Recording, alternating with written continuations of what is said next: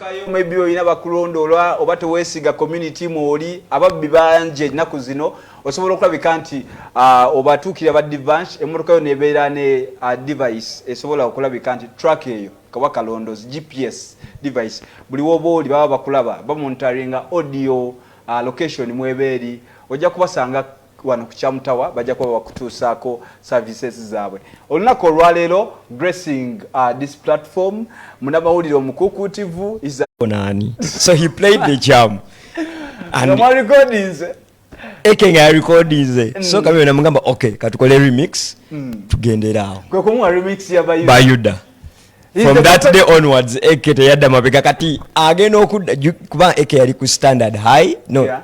Kawombe Memorial kati ngane ku green light nga to ku history no but I miss my brother because I think he's one of the young artists that we lost at a tender age. Yeah, Eke 24, 25. Eke would be the greatest artist nadala mu dancehall because yali akulu kutanga mubi. But what surprises me before we go into the normal show because why is it that at the stage of Eke we lost Eke he had almost done everything. Eke yali family Salongo Salongo Eke yali amaze n'okuzimba ng'avuga at the age of 24 25 but Eke he had done a lot. He had done a lot being a brother to Chameleon so yali aigide on the job mangu before he even became a star in the making because Weasel omanyi abantu abasinga tebamanyi kino Weasel was a DJ. Sure. Wa Chameleon. Tandikesha tubewana kubanga tuizo maliza nga tuze mu history. Brandon Chobola nalina kugamba Brandon. Kyo tugamba wano ku Jack Fulo wano. Oyinza okubanga otubbamu kyekyo emyaka jejo mito. Brandon oyinza ba waliwo ku plan ye mulago. Bana etuvaniriza nnyo ku show lunaku olwaleero bingi bitransforming mu this week actually before we nga tutandikidde ku ntono ng'omuganda wa Kigamba nti it was a Friday when we had a show which was history turning that is none other than Ray G we are showering Lugogo Jinaza it has been a talkability of the town the whole of this week and okusooka ezimu ku shows bazze banyoma maybe omuntu nga bwe banyoma abantu babuuza we don't know first of all okutandikira kwa byonna okuvayo Regi n'agamba nti ngenda Lugogo question yasinga otandikirawo ddala mu bantu oze kukakasa because of your previous saga with Azawi ekima kye Lugogo obo kitegeera the whole show was ridden on maybe in a way of sympathy card okulagako ebigambo bibize bibadde bingi show surprisingly enough ne turning a history na disappointing abazze boogera show ne batandika n'okugamba nti yeshe ekyasinze okubeera nga Lugogo accommodating numbers nyingi according to the history tugenda kujja sebo nze kugamba tuli wano kulwa abantu wano setuma okusinzira ku bantu ebivudde mu bantu so I want us to first have the whole general picture of Ray G approaching Lugogo and after the whole event as we summed up with the whole event so Ray G experience in Lugogo. Ray G experience in Lugogo njasoka kuddayo ko mabega. Ray G is an artist ndoza driving emyaka je 10 plus nga gradually elevating nga ekintu kya kitambuza mpola mpola. Ray G wano wamukuba amajja mu Kampala nga pushinga aba promoter ne bamukuba oyimba bichi oyimba. Ray G yali yasoka na imba so much of English naye agerolaba nga reception tetambula so n'atandika okudda mu lulimi lwabwe so that apushinga ekintu nga bwe kitambula naye wano e Kampala emusooka muboola nga mumukuba ssente talaba ndongo ye bwetambula so n'adecide nga naga nti okay kanzireyo ewaffe and I build from there nzije nga amaanyi gawera otegeera Ray G n'apushing ekintu kye mpola mpola and with no doubt mu West Ray G tasobola kubeera nga alina namba 2 oba namba 3 he's number 1 or number 2 otegeera nti akipushinze ekintu akikoleredde however humble he is naye he's a star there teri muyimbi wanene akoze extra mu Kampala nga agitwala embalala nga Ray G tali part of the people abagenda okubeera nga bakola ki ba performinga naye so Ray G saying bwebanga seerabidde bwe tugamba nti no nti Ray G yakola concert after the saga ya Azawi I want to remind myself oba gonyambeko nzijukize show ya Fik Fameka yali before the saga oba yali after? It was after the saga. Show ya Fik Fameka? Yes. Okay, then definitely I would also kugamba nti no maybe the saga thing pushed it because Ray G ne Nobert babukinga Lugogo before Fik Fameka's show. I remember Fik Fameka's show yali ino okugalawo Lugogo goes for renovation. Yeah. So how possible is Ray G going to have a show? Yes, actually Fik, I remember interviewing him ngaya kakasa. Yes, MBA. So it was before ne babukinga so ekintu ekitambula bulungi nnyo. I want to appreciate no congratulating Ray G nti ekintu yakikuba and yatukakasa nnyo nti no he's here for the music.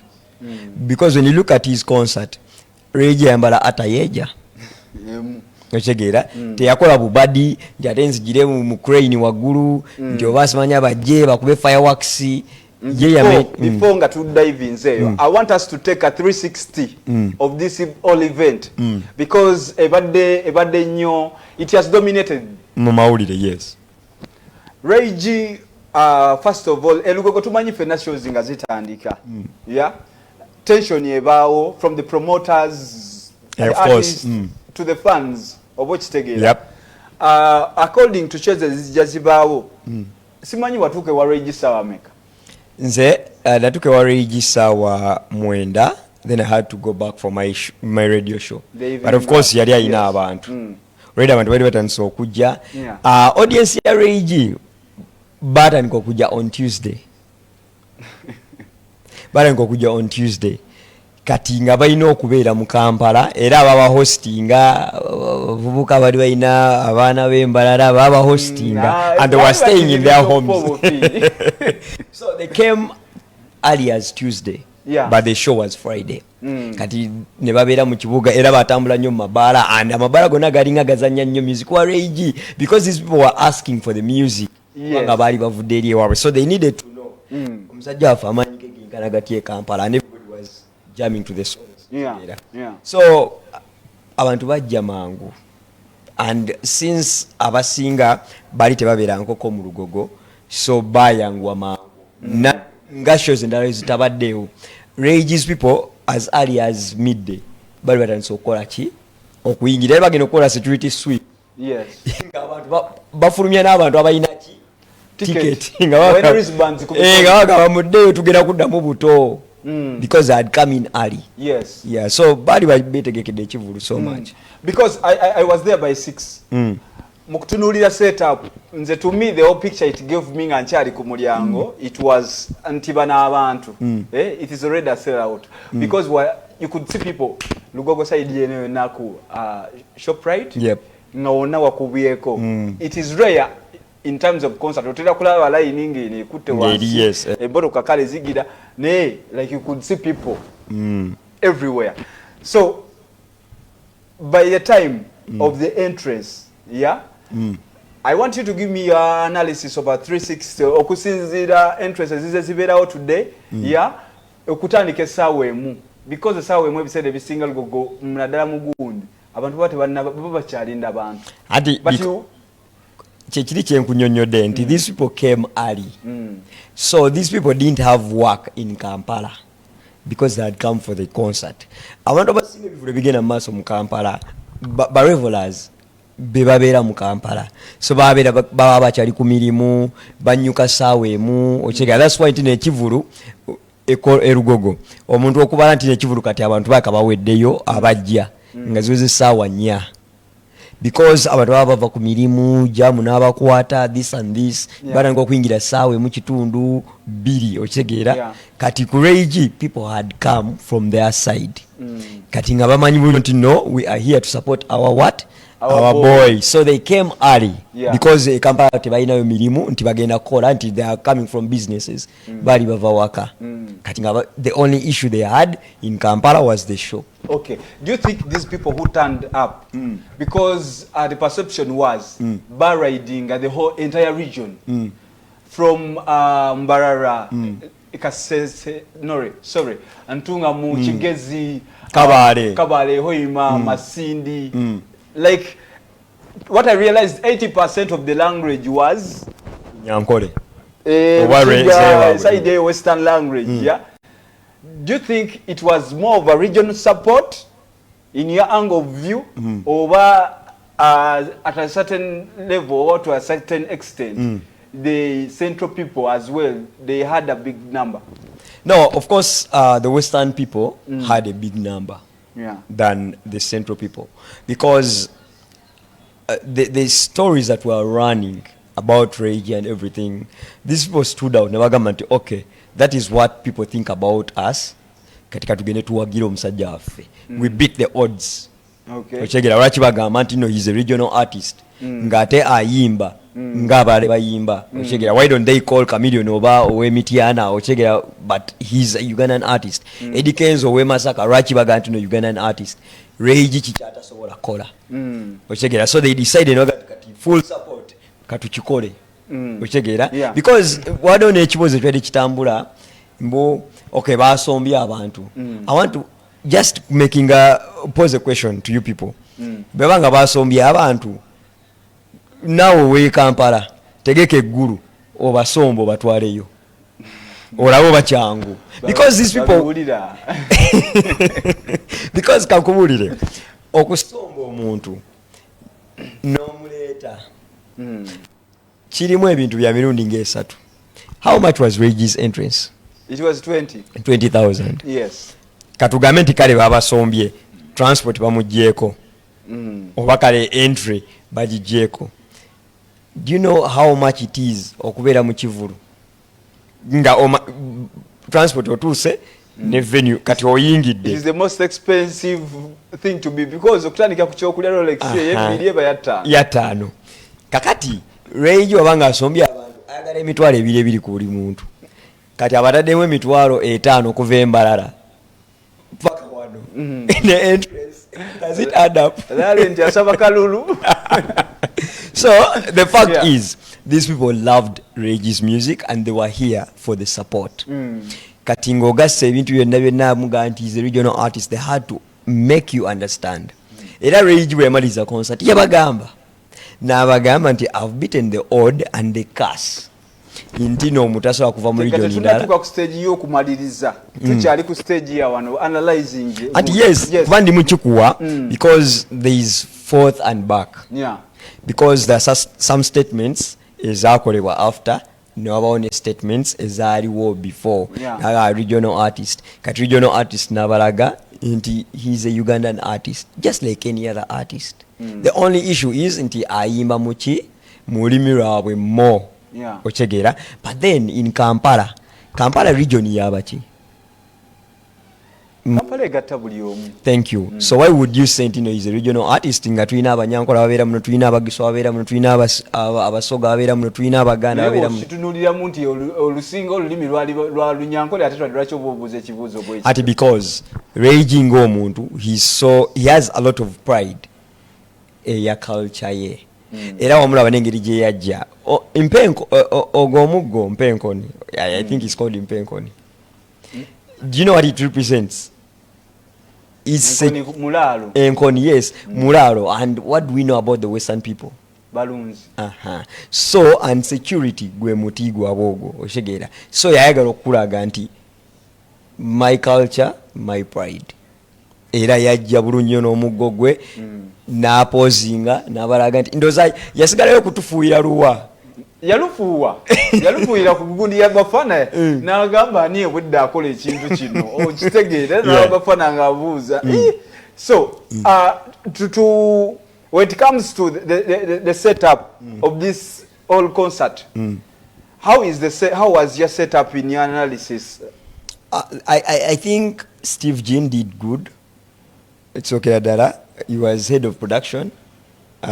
Stage nagikolanga nungi ngematchinga kwekyo ekyomuyimbi ekigera.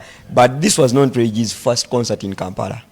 He had one, was it Grading Period? Yes, Grading Period. Organized by Alex Muhanji. Yes. He had used so much of corporate dine with Reggie, but people bamwa attendance they were in big numbers. So this time on, since Chari Kisawe, he wanted abantu begazanye. Either they did a lot of spacing, but really a VIP, a lot of spacing. Rabula, the ordinary side, wabafunza munyo, the tents, zine zitunde ebyokunywa and everything. Ochegera. Then abalekera nechi Russia. Kati obuzibu obwali buzibu bumu. It was a well organized show but disorganized. Natuka nendaba mu side ya VVIP and wali tents and all those setups nga omanyi the corporate setups ngate ordinary abo mu kirosha bajja mugundi losers zabachi zaba VIP ninga makakati promoter yakoze kino dalo omuntu wekololo okukirira mu omuntu wakatanga okujja mutoyi yekololo obakale I didn't get it. But when they breathing the same oxygen. But if I told you about what you said, that for money value, value for money. I think this is the most well organized concert ya Nobat. Because we've seen Nobat yabadenga yaliko ne gravity. But byataninga bulala and cricket over yo ndoza Nobat gwe mundu ogusose okubeera nga agikola ki nga show nga bwetandise negwa nga kiri okay because ebya gravity byakomanga mu kubo though try to chat atene mu Reggie netugamba Nobat tabanga bwe buzibu but thank God they came to harmony ne harmonizinga ne ba continuinga with the show ne bera massive so ekisinga okuba ekikulu nti Reggie made a statement and now botunya Reggie after kati tachasobola kubeera nga ali ku sente the fee gye bayinga bamusasulirako bookings kati yayambuse namulabye agenda na Dubai otegeera kati yayambuse nti kan now even the respect kati yagifunye he can speak so kyenjagala okugamba Reggie now change your branding because now people want to hear you say something kuva ku social media be the artist I know mulimu ebitagenda bulungi people hate Reggie because he's so principled amanyi kyayagala that's why tunabagamba oyo mwana alina empisa embi but then he knows kyayagala and he respects his brand kyobani no Reggie omusanga bwe batagamba nti no Reggie you might mistake him to be a normal human being oba omuntu wa bulijjo because Reggie tamanyi ebintu byakavimbo he moves like any ordinary person era nalaba mu criticizing it is ayinza okuba ali awo nga teyekkiririzaamu no he does believe in himself kubanga manyi Reggie yaleta ba MPs more than 10 how do you show you nga bakulembeddwa mu the right honorable deputy speaker Thomas Tayebwa and Reggie is sticking to music and entertainment ntino he didn't even give these people to talk era deputy speaker ayogera because zetulabya abalala ba minister ne bajja ne bawebwa ne bagaba amabasa ne batandika okutubuulira gye nvudde waabwe Reggie yali awo yakikolako n'abayimbi abamu abajja okuyimba naye they wanted to do a cappella atebogere to maintain the command he had the command je twalina what the concept je twajidako because concept zikutamanga ogamba ba ngabogera kuzembya bufuzi so and waliwo n'abali baganda mbu his show waliwo political party giri amabega but did they see that? He knew kyeyali apushinga kyeyali aguza abantu to the part of sound lighting how did you the sound was okay okuja they did a lot of interchanging CD then live they would have decided CD nezisooka bwe tuyingira live tugende paka but beyayimba nababamu they were doing CD okitegeera semi live ate yenga ekintu kyakimanyi kya maintain nga kyova ntino yayitanga nnyo DJ bwe yali nga nikola collabos n'abantu nga ayita DJ because he knew kituufu Reggie yalina inadequate backup singers. Why did it happen yet he organized the show and Naji preparing? Omanyi obuzibu buli bumu waliwo omuntu okubeera nga omanyi nti you can do it all because Reggie did less of people singing nga yasirise. He was singing along. Abayimbi bafa basinga ayimba now with Reggie ya maintaining nnyo okuyimba okusinga bo okuyimba so he gave them kyebaali bazze okuexperiencing tekiriiwo mu Uganda nti ye kennyini yeeyimbiranga oluyimba lwe n'alumalayo nga ba backup olwawo n'okuwulira nti they are backing up. Lindako abalala ebiseera ebisinga abantu be bayimba the backups do sing than the main artist. Main artist najja n'agamba nti okay ye bwatandika chorus ng'agikuba nga bali bafollowinga then ng'akomawo mu verse because of the gas and the training. Okay. Yes. The imbalance of artist performances nti ebiseera ebisinga 80% it was more of the western artist. Abe Kampala baaliwa era lwaki baali batini ku stage. You know abayimbi abasinga nno mu Kampala many of them didn't believe Reggie would make it. How many of them did you see nga bapostinga show ye? Oshegeera. So batuka ku real date. Now mbe yakola nabo collabos they didn't go for the rehearsals. Ngabagala kudoji. Spice there na yomu kubbo. Whatever reason they had but for Warabi analyzing we can see it. Maybe they didn't feel it. Into the guy would do it. Yes. Ochegera. That's why ntino yasigala nga abalaga nti mwenze. Ochegera. And some media house because it was part of the partners yali asobola okubeera nga nabo babouncing. Ochegera because walaba nti MC Kacheche was so much into it. There is another MC Kachima, is it Kachima Wembara? Kachina. Yes. Ochegera. They were more on stage because yayagala kulaga nti no naffe eri tusobola okujja ne tukolera wano something good. And they did.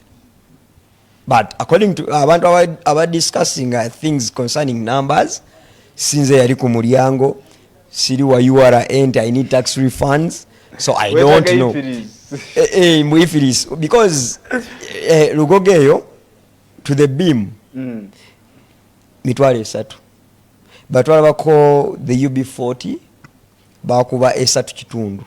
Yeah. And it was packed. Ochegera. So records B nti Reggie tosobola mujja mu the top 5 abakubye Lugogo eyo. Ochegera, but I cannot say he's number 1, I cannot say he's number 2, number 3 or number 4 or 5. But on record nze nkyayinamu Winnie Nwaji. Ku nyambala ya Reggie cause repercussion, what happened? And I find it okay. You know, I saw Reggie performing and I was seeing Wizkid in my imagination. Walabanga Reggie ngayimba nga golaba Wizkid. Yes, because he is so much concentrated on music. Si omanyi abantu abasinga bajja n'engoye na kutiisa nga teweekakasa vocability yo nga teweekakasa. Omanyi these things they all add up. If you cannot sing, do something echigattako what people will remember. But people with Reggie, people remember the guy performed. Okay. Not the dress code. We've seen musicians nga jana chusa gumu ebiri esatu ena etano.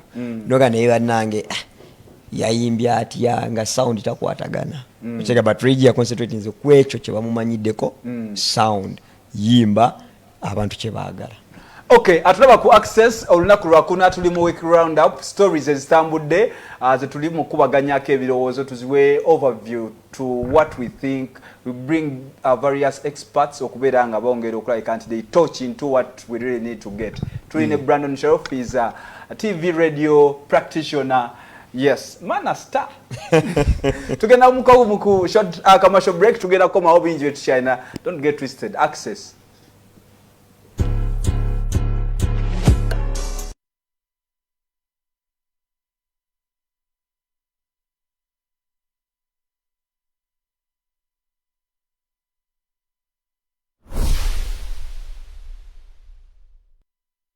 tukwaniriza ku Spurs Tours and Travel.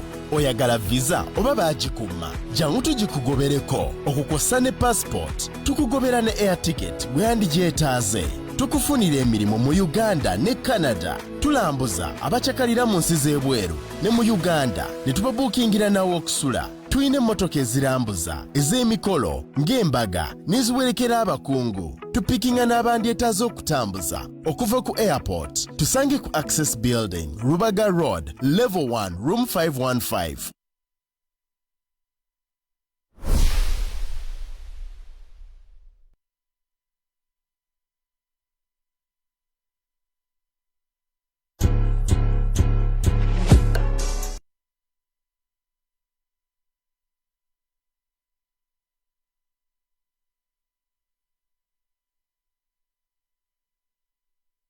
Nkwaniriza nnyo eyakatwegattako ali ku Access eno ye weekly roundup luba lunaku olwokuna lwe tukoma okukola naye nga tutunuulira ebintu ebikutte wansi ne waggulu when it comes to stories ezibadde mu entertainment arena. Ndine Brandon Shelf musajja is a radio TV practitioner era olunaku olwaleero is a perfect person to consult about when it comes to issues of media entertainment. So olunaku olwaleero bingi nnyo. In summing up Reggie's all history making of the concert here Lugogo, Reggie, in your overview, how can you term his concert so far as concerts zibaawo ne omwaka guno? A success. His concert was a success. Nabitinga akaguwa kabaddengawo nti somebody cannot come from a different region or a different district najje Kampala nakuba Lugogo. Omanyi tuyina venues zetumanyi nti eno venue bwogikuba oba omaze okukuba ki up there. So era waliwo abadde batandise okukola comparisons which I don't want. Nti ate kati twagalayo battle. No, we don't need a battle. Reggie, he made his statement. Okay. And kudos to him, kudos to people from the West. You're very own. Nobody okusooka Olugogo n'aginaaza. Nobody kakkana ine ebintu byali mu kwogera bingi nnyo but akyalabikako ennaku zino. Twogera ku ssimu but I want to thank Nobody of one thing. Ne waaba nga ali mu tight situation. Omanyi waliwo tight moments. Nobody alina zeal. His zeal is too much. Actually, he's one of the promoters.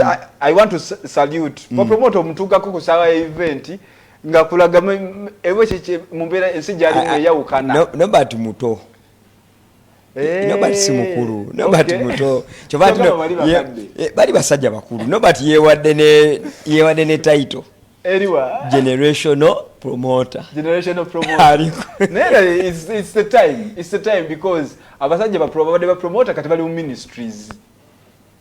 Kiba kisegulira nze Nobody. Nze badde nsabayo ku akoche. Manager Nobody tuoche. Nobody ayina buzibu. And this week starting as well. Twazene tufuna, you know, it is now 2 weeks or 3, close to 3 weeks. Omukulu wetwavayo UNMF weyavayo ne partnering and Ministry of Health okubeera nga bateekawo initiative ya bakola mental campaign, mental health campaign. So it was Tuesday. Wakulu we bakungaanira ddala ku kitebe kya Alusuts ku Federation ya UNMF ne basobola okulabika nti baspearheadinga the cause gye ba-initiatinga. Bafuna ba doctors from institutions ez'enjawulo, abayimbi baaliyo, media practitioners twaliyo. So bangi abantu baaliwo okubeera nga omulanga gugendera ddala mu maaso. Jackie Chandiru came out and confessed that the victim abaddemu under this kind of situation. Yagendako ne mu rehabilitation. Yagendako ne mu rehab okubeera nga bakola ki? Bamutereeza. Yes. We can put it right into olunaku olwaleero entertainment industry gye basinze okulaba ng'ekyasinze okubeera nga maybe abantu waliwo victims bangi. Sinti je ekyasinze but yeri ku spotlight. Yeri ku spotlight. Kubanga abantu beno abataliko camera, nobody tells. But go to Butabika, you will see people. But just because these people are known, ate balina baffe ba Brandon abasama ndi before you get to know that something is not even so serious, Brandon has already made it serious on air. Yeah. Banango musajja ali bubi nnyo, banango musajja ali nenga si bubi nnyo nga we kyandibadde. Tekwandibaddeko nnyo. Kyobane mutu basindika nnyo ne mu depression. Because yandibadde ng'agamba why? Kamere mu bubudamu bwange ne sorting. Yeah. But because Brandon with his camera and the microphone, he will not wait for that moment because neetaaga okuwa abantu amawulire. So mbanaga kuwadde. You remember Cute Kaye? See us also kubetala. But we made it all over. Like, ngababbi bangi nnyo. Ochegera, but because he had mu spotlight. Taina taswa kuchewa. Okay. Ochegera, many people lose jobs. But when I lose a job, it is different. Here you will come here, okay? But people have lost jobs and nobody knows. Yes. Yeah, so olunaku olwaleero, what do we pick up? First of all, nga tetunagenda mu the blames of who and who okubeera nga beblaming abayimbi n'abannamawulire. Katusokere ku cause ya depression in artists over like the arts industry. Where is the problem coming in? Okubeera nti we reach a stage okubeera nga abayimbi tutandika okulabika nti perception by the fans or the audience. Ebalaba mu kintu ekirala nga bakijja wano ku ngeri gye tubiragamu. Kiva ku kyabayimbi okubeera nga batuuka mu states zino. The demand kintu kibi nnyo. Ate nga kirungi at the same time. You know, when you start up a business, omuntu bw'alozaako ku kyomutegekedde, they expect more and more and more and more and more. The moment you don't provide, batandika okukubamu ebituli, and another business practitioner atandika okubeera nga ate ye darling gye bali. So they start to hate you. Because you're not giving, you're not serving. The demand eyo yireetera obuzibu. These people go through all that. I think 2 weeks ago we discussed about these things. The peer pressure, the stardom hype. You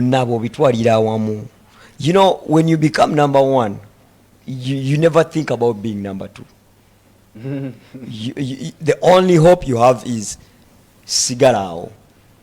But there are factors that bring you from number one to number two. Sometimes, even when you don't know. Okay, no, number 5. No, it can't be. I'm still playing the same game. How possible is that? Blood, you're doing wrong here. And before you get to know it, the number is occupied. The number is occupied, and somebody else there, you're perfecting to maintain number one. Either you're there to cut and raise for that number one, or you run yourself into depression. Acceptance, reality. Yeah. No believing. Hey, what time frame? We all know the clock rotates every time. Yeah. But the moment it stops, you always call it a wrong watch. But then it has that moment, time wait ambula nga yo ya pausing netukanga it is right. So kati we tend to forget all that. Okay. Chuvantino Oriagamantino Africa band still gets gigs. Because they don't think they're number one. So Africa band inemanya nti okay, time ya ferabika from 72 now kirabika kati tetukyasobola kubeera mu time gye twalimu mu 70s, 80s, 90s, the early 2000s. Kakati there is a Beka band that is also doing good, but we are also perfecting our job. Those who want real quality bajja kujja waffe. Those who want what is trending, they will go there. So kati n'abayimbi kye balina understanding. Okay. Abayimbi initiative gye batandiseewo nga bo, what does it mean okubeera nga bonna waliwo okwewolereza nti affe kati tuddukire eno kubanga gye tutegeerera ennaku yaffe oba okitegeera. So the whole vision of setting up an initiative okubeera nga accommodating bonga abayimbi okubeera nga basobola okwerabirira in such kind of times what does it show or imply kiki nti omuyimbi abeerawo ng'amanya nti anytime alina okubeera mu depression? No, sintina kumanya nti no anytime alina okubeera mu depression, but for planning is good. Ate n'ekyokubiri, it is them that know what they go through. Ochegeera. The biggest issue with musicians and journalists right now is because we journalists twerabira okumanya nti no, these people are also human. They also have their ups and downs. Ochegeera. Kakati bo ne baga nti okay, kati katwe creating ekyaffe whereby this is our comfort zone, but tubanga tuina issues tubeere waneeno, but they are not preparing themselves that, you know, we are all going to get depressed. No. But kyova nti no okola budget notekako miscellaneous olinaga nti nowaliwo ebigwa bitalaze. Of course you very much don't want okubeera n'ebigwa bitalaze, but ideally you need to know and plan for that. Omanye nti no, there is that moment nga bagenda okubeesobaga nti emmotoka ereeta entebe ez'okwanjula efudde. Do you have plan B? Oyinza obeera onolaba omugole ng'atuya n'afiirawo because they didn't have plan B. But when you have plan B, ng'okimanyi nti waliwo akakadde ku ssimu, waliwo obukadde bubiri ku ssimu.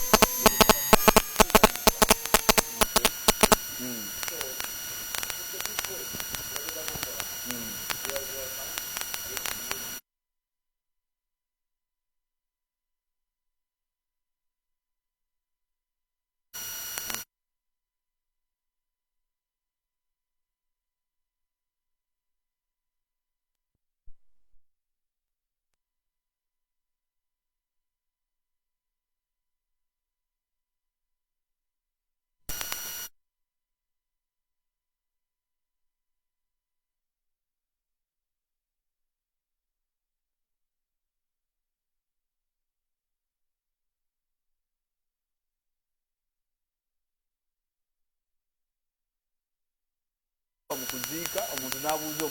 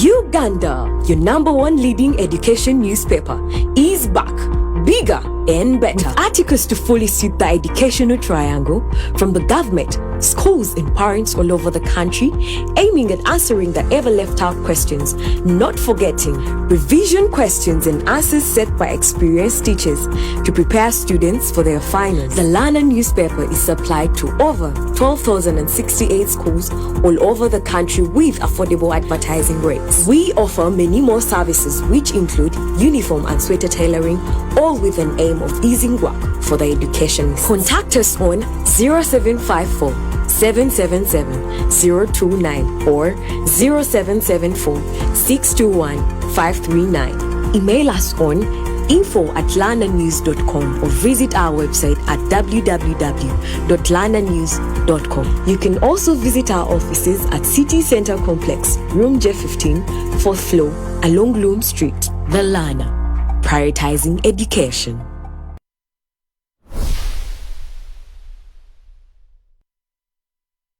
Discover have a delicacy at Cafe Atu, your all-in-one destination. Whether it's the perfect cup of coffee or a satisfying meal, we got you covered. Indulge your cravings with our mouth-watering pilau, savory katogo, crispy chips, and tender chicken. Explore a world of cocktails and fresh juices for a truly special treat. Planning an event? Choose Cafe Atu for top-notch outside catering services. Benefit from ample parking. Stay connected with Wi-Fi and catch your favorite matches on DSTV. Cafe Atu offers food deliveries in and around Kampala. Hosting a conference, our center accommodates up to 1,000 people. Need a boardroom for a party or corporate meeting? We've got just the spot for you. We offer a free venue for birthdays and baby showers, providing complimentary photography. For those aspiring to become professional baristas, our barista school awaits you. Visit us at Albany Center, Level 2 on Ginger Road. Cafe Atu, where every occasion becomes a memorable experience.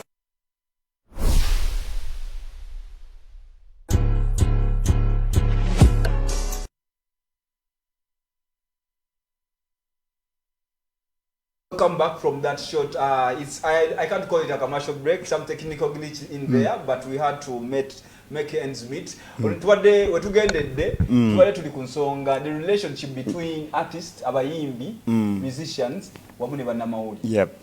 Yeah. What brings in the conflict? Andi era kyemade nkunyonnyola nti ba journalists we deal with the intellects, the intellectuals. Yeah. Abantu aba figuring out ebintu ne ba reasoning above it all.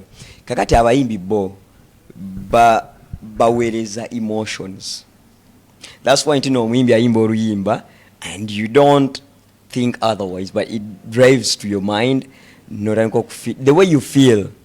Ochega chobati ntino lyaga nti olimba olwo terunyumidde ochega but oitasobola kugamba nti Brandon okutuwa amawulire teganyumidde because I'm not here to entertain but to give you information. Yes. Ochegera though with time ensi agenda ekyuka netuuka nti no mu entertainment journalism tulina mu sensational nti waliwo ebintu ebimwe tulina okukola nga we have to entertain these people. Yeah. no tekamu n'okusaagasaaga but nga fact bweryawo ochegera so kati byawukana nti ye omuyimbi alwawo okukitegeera nti no kino wekiti bwekitambula. This thing has all along been there. Ochegera nti twava mu kiri ekyaffe ekya intellects netumanya nti no naffe kati tupushingira mu baana abayimbi benyini. Kuba gulukaddawo wewali ebikonde omusajja nti bamukuba amatama n'ayiwa amalusu mu bucket. Kasuku muleke, but of course that was Kenzo and Kasuku. And that is a sensational. You know, there was a lot behind all it all. Ochegera. Nti ori atuka nga there are no facts yet. And then you bring out something ngoringa agezesa. Nti okay, I don't know who Chie's wife is. But I want to know yani. So I come on air. Oh, yesterday twabadde kubara ABCD and then Chie nemulaba with the brown girl. So Chie will come out directly again. No, Sebo, that was my friend. My wife is dark. And Chie is giving you who the wife is. Yes. And sometimes Chie just going overboard.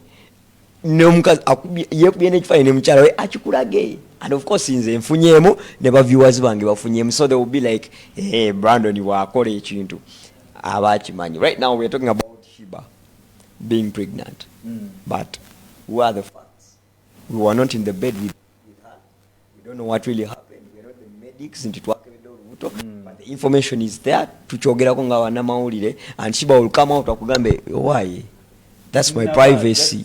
No, okay, let's say she is. Naga, no, that's my privacy. But then we tend to forget as musicians. Inti celebrity tabanachi nachama. What's about you? It is public secret.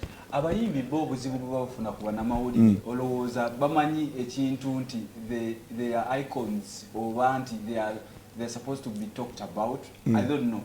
Do you think some of the artists on that side to know that maybe I'm a national icon? Okay. Our job is learnt. We are schooled for what we do. Their job, they choose. because the talent is talent. Talent, you're born with it. So they become who they want to be and how God chose them to be. Inze echange nchusoma. Chova ntino uliagama ntino, what are your ethics?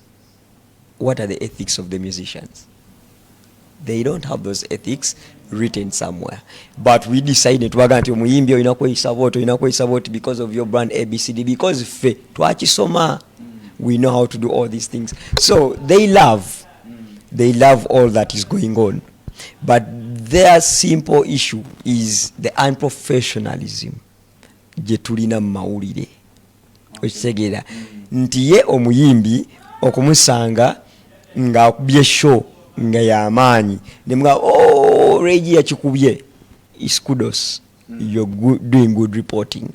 But okumusanga nga smoking noja no ganti namusanza smoking bad PR ashegera kati those small things achitwala ntino it is unprofessional on a job they don't understand more chinkoze bubinti omuyimbi gwe nabadenyagadde abadde ne show onakunwaliro ne kakati yorowoza munamawulire yekyakola nti yepo abatuukiridde nnyo mu our execution of our works. No, we are not.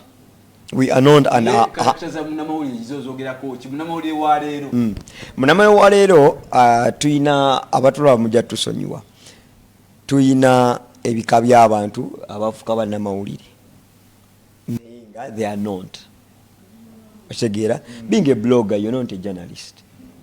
Otegera. Being close to journalists, you don't become a journalist. Having your camera at home, Ochegera, no, it doesn't mean you're a journalist. And our musicians, Bambi, they don't know those things. Tebamanyi bantu wabo. Inti insolokera kumacha right now ngankola ku TV nenga sina document. Nga a qualified journalist. But I'm on TV because of my talent. Inti Brandon ya solo kwogera, Brandon kan chitegera, and the boss is there na kuwa mulimu. Nenga ethics ne minimum broadcasting standards eza UCC zetuwa ntino UCC ekugamba minimum broadcasting standards ntino chiye it is very okay igo ku reporting about Brandon the artist over anybody, no reporting amawulirago, but then have it in your mind how much is it going to cause Brandon bwekibanga sikuta muntu tusanganya abantu nga they are cheating, married people.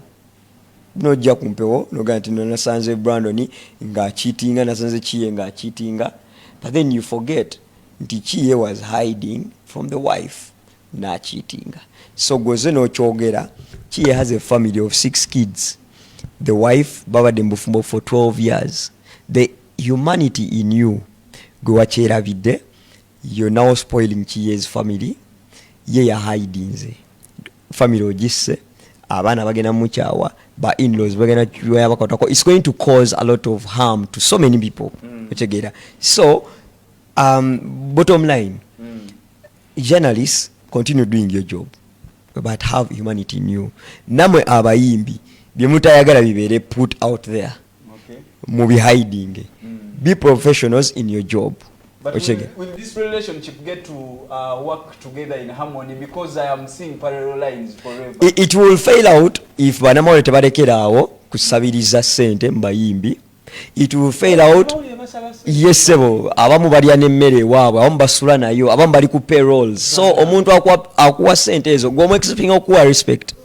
Okitegeera. Kakati bwe tunajjawo ekyo, okyaya buli omu asigale mu leeni ye. Ekirinja kwawukana abayimbi ne bannamawulire, stop that friendship eri uncalled for.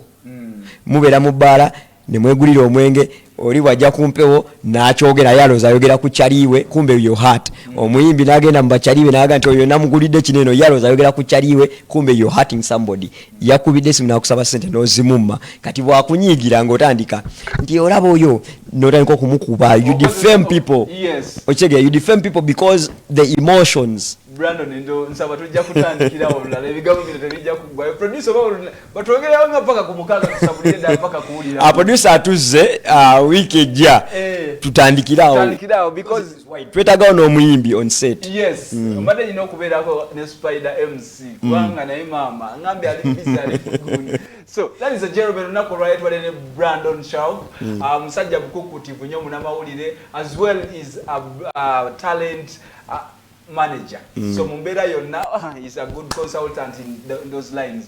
So olunaku olwaleero tutambula sibala ba spares travel and tour osobola okulaba ekanti obanoonyako ezi namba zaabwe zolaba ku screen yo wamu ne Divanche Investments gwe munafe yeetaaga okulaba ekanti ovuga emmotoka ye eyakabi bazi yatugamba genda ogule emmotoka cruising. Yes, so olunaku olwaleero ojja kubala ekanti obasanga wano ku Cham Towers level esokera ddala gwe yeetaaze service y'emmotoka ye osobola n'okugulawo bayirawo account mu Divanche n'ogulawo account nga sente ofuna mpola emmotoka no wotuukira ddala kibanja mpola embeera betambulira ddala bulungi nnyo. For now MCT yegegange Vibes King okulemerera kuba ko December kopa jimuke ekintu kinene jimuke